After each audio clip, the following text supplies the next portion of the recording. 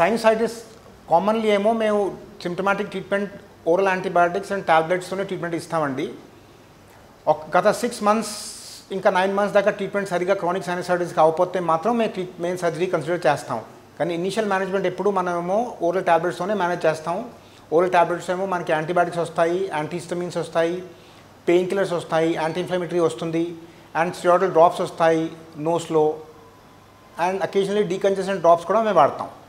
Acute ఇన్ఫెక్షన్స్కి management వేరేగా ఉంటుంది, chronic ఇన్ఫెక్షన్స్కి management వేరేగా ఉంటుంది. కానీ అకేషనలీ క్రానిక్ ఇన్ఫెక్షన్స్ మీద అక్యూట్ ఇన్ఫెక్షన్స్ అవ్వచ్చు, దానికి కూడా మేనేజ్మెంట్ ఏమో స్ట్రాంగ్గా ఉంటుంది. ఇంకా మా ప్రయత్నం ఏంటంటే సైనసైటిస్ ఎప్పుడు ఆపరేషన్ చేయకుండానే మేనేజ్ చేద్దాం అనుకుంటాం. కానీ అకేషనలీ కాంప్లికేషన్ వస్తే లేకపోతే పస్ కలెక్షన్ అయితే and things if they go out of control అప్పుడు మేము ఆపరేషన్ చేయవలసి వస్తుంది.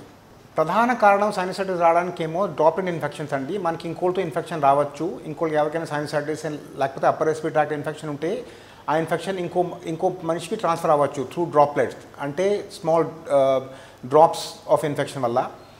ఇంకా ఎయిర్ పొల్యూషన్ వల్ల కూడా సైనసైటిస్ రావచ్చు. ఎందుకంటే ఎయిర్ పొల్యూషన్ బిగ్గర్ సిటీస్ మన వచ్చిన హైదరాబాద్ లాంటి సిటీ లేకపోతే బిగ్గర్ సిటీస్ ఆఫ్ ఇండియాలో ఎయిర్ పొల్యూషన్ ఎక్కువ ఉంటుంది. దానివల్ల చాలామందికి అలర్జిక్ డిసీజెస్ వస్తున్నాయి.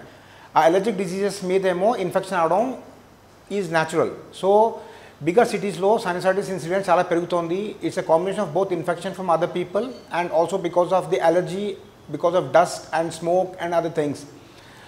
దానివల్ల ఏమో చాలామందికి సిమ్టమ్స్ వస్తున్నాయి. సైనసైటిస్ సిమ్టమ్స్ ఏమో they will have block nose, ముక్కులో బ్లాకెడ్ ఉంటుంది, ఇంకా తుమ్ములు వస్తాయి, ముక్కుల నుంచి నీళ్లు కారుతాయి, హెడేక్ ఉంటుంది, నేసల్ బ్లాకెడ్ ఉంటుంది, స్మెల్ ఇంకా టేస్ట్లో కూడా డిఫరెన్స్ రావచ్చు, స్మెల్ సెన్సేషన్ తగ్గచ్చు.